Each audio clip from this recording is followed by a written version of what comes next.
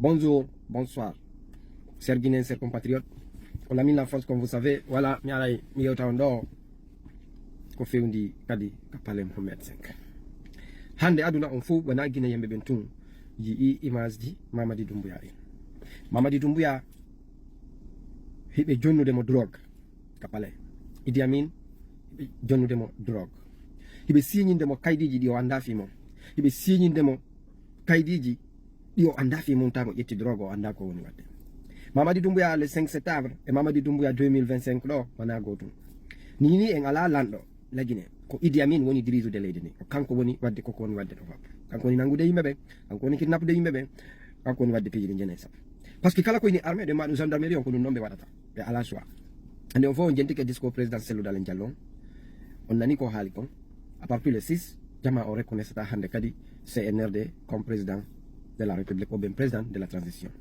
Cellou Dalein Diallo holli hande kadi be reconnaît ça CNRD woni leader be transition meden o. Mamadi Doumbouya wana au président hande kadi. Mais hala dino Mamadi Doumbouya depuis le 5 septembre ko yimbe aybe makko woni baw makko. Yimbe be yidamo, yimbe faalabe intérêt mon personnel.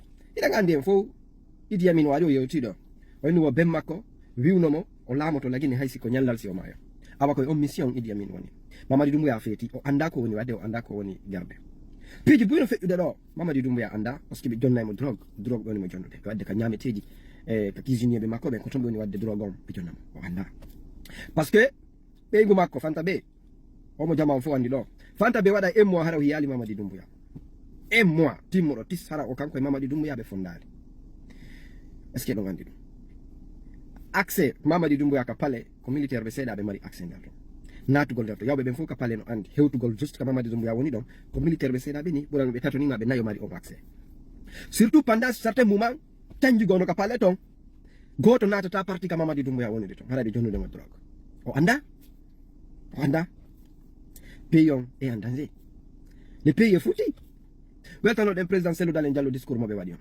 hara jama on fof no invita l'étendue territoire mobilisation totale nationale et internationale contre le CNRD et déstabilisement et déstabilisement le peuple de Guinée, la République et les institutions nationales.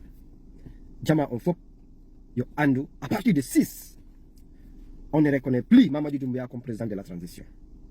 La Guinée, on va libérer la Guinée à partir de 6 2025, le 6 janvier 2025. Mobilisation totale partout en Guinée. La région, la préfecture, la village, la capitale, partout, mobilisation contre le CNRD. Mamadi Doumbouya est en danger, Mamadi Doumbouya est malade.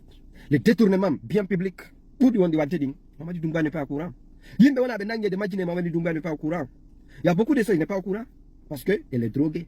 And the fois, il image du Macron, c'est la mine la force. God bless America, God bless Guinea. Merci.